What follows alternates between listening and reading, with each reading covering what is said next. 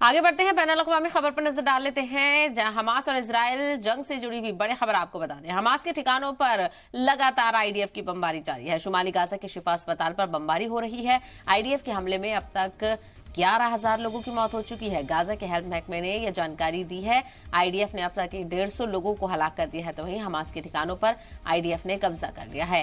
तो लगातार यहां पर गाजा के इलाकों पर इजराइल कब्जा करता हुआ नजर आ रहा है।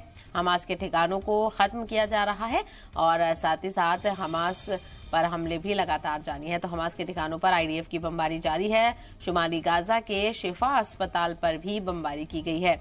आईडीएफ के हमले में अब तक 11,000 लोगों की मौत हो चुकी है। गाजा के हेल्थ महकमे ने यह जानकारी शेयर की है। आईडीएफ ने अब तक 150 लोगों को हलाक किया है। हमास के ठिकानों पर आईडीएफ ने कब्जा कर लिया है।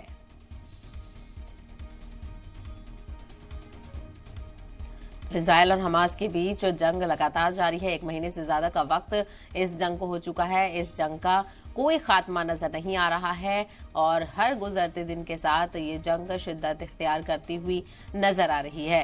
तो शुमाली गाजा के शिफा अस्पताल पर बमबारी देखने को मिल रही है। आईडीएफ के हमलों में अब तक 11,000 लोगों की मौत हो चुकी है। गाजा के हेल्थ महकमे ने ये जानकारी शेयर की है। आईडीएफ ने अब तक 150 लोगों को हलाक कर दिया है। तो वहीं हमास के ठिकानों पर भी अब आईडीएफ का कब्जा धीरे धीरे होता हुआ नजर आ रहा है। तो ये जंग लगातार बढ़ती हुई नजर आ रही है। हालांकि सालिसी की बातचीत कतर की तरफ से की जा रही थी। हमास के कई जो लीडरान है वो कतर में मौजूद है। ऐसे में जंगबंदी को लेकर बातचीत की जा रही थी कि अगर यरगमालियों को छोड़ेंगे तो कहीं ना कहीं जंगबंदी की बातचीत इजराइल से की जाएगी, लेकिन ऐसा होता हुआ नजर नहीं आ रहा है। इजराइल लगातार हमले कर रहा है। हमास के ठिकानों को तबाह किया जा रहा है और कहीं ना कहीं अब जो है हमास के ठिकानों पर आईडीएफ का कब्जा भी नजर आ रहा है।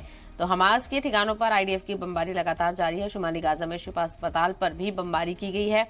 आईडीएफ के हमलों में अब तक 11,000 लोगों की मौत हुई है। गाजा के हेल्थ महकमे के मुताबिक यह जानकारी शेयर की गई है। आईडीएफ ने अब तक 150 लोगों को हलाक कर दिया है। तो वहीं हमास के ठिकानों पर आईडीएफ ने भी कब्जा कर लिया है।